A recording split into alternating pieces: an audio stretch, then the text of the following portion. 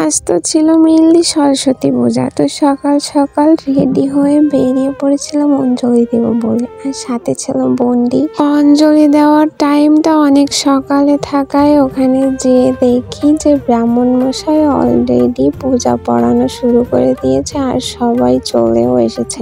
তারপর আমিও যেয়ে সবার ভিতরে বসে বললাম অঞ্জলি দেব বলে। Hello everyone, welcome to my page Chupkatha and welcome to my new blog. এরপর ব্রাহ্মণ মশাই তার পূজা শেষ করে আমাদেরকে ফুল দিয়ে দেয় অঞ্জলি দেওয়ার জন্য।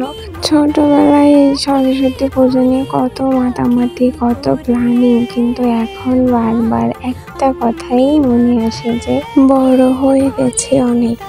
তো যাই হোক, আমাদের অঞ্জলি শেষ। এখন দাঁড়িয়েছিলাম যে কখন আমি বড়ই খাবো। তারপর আমাদের সবাইকে এই যে প্রসাদ দিয়ে দেয়। আর প্রসাদের ভিতরে এই লুচিটা না থাকলে যেন কেমন জমেই না। আর হ্যাঁ, তার খাবার স্টাইলটা দেখে আবার কেউ ভয় পাবেন না। তো ওখানের পূজা শেষ করে আমরা আমাদের পাশের পাড়াতে চলে যাই। আর এখানেও ছিল সার্বজনীন পূজা, সবাই মিলে একসাথেই পূজাটা করে। তো সেখানে যেয়ে দেখি যে সেখানেও এখনো অঞ্জলি হয়নি।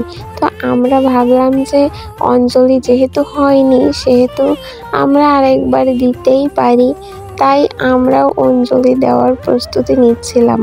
কিন্তু নিচে আমরা বসার কোনো প্লেস পাইনি, কারণ সবাই ছিল পাড়ার, এজন্য নিচে আমাদের কোনো বসার প্লেস ছিল না।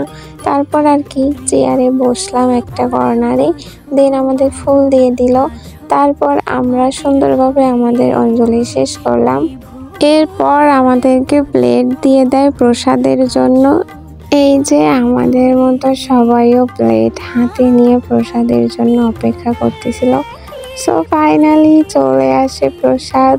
তো একে একে সব প্রসাদ দিয়ে দেয়। আর এখানে খিচুড়ি দিয়েছিল, কিন্তু কথা হলো খিচুড়িটা অনেক গরম ছিল, ওখানে বসে খাইতে পারিনি। তাই প্রসাদের প্লেটটা নিয়ে আমরা বাড়ি চলে আসি, কারণ খিচুড়িটা এত গরম ছিল, বাড়ি অবধি আসতে আসতে হাত পুড়ে গেছিল। তারপর আর কি এই যে আমরা বসে বসে প্রসাদ খাচ্ছিলাম। তো আমার সরস্বতী পূজা তো এমনই কাটলো। তোমাদের কার কেমন কাটেছে সরস্বতী পূজা সবাই জানিও কিন্তু। সবাইকে বসন্ত পঞ্চমীর শুভেচ্ছা জানিয়ে আজকের মতো ভিডিওটি এখানেই শেষ করছি। আর সবাই ভালো থাকো, সুস্থ থাকো। সবশেষে মায়ের একটা ছোট্ট ভিডিও ক্লিপ দিয়ে আমার ভিডিওটি এখানেই শেষ করছি। মা সবার মঙ্গল করুক, সবাইকে ভালো রাখুক, সুস্থ রাখুক, এটাই প্রার্থনা করি মায়ের কাছে। তো আজকের মতো এখানেই, বাই।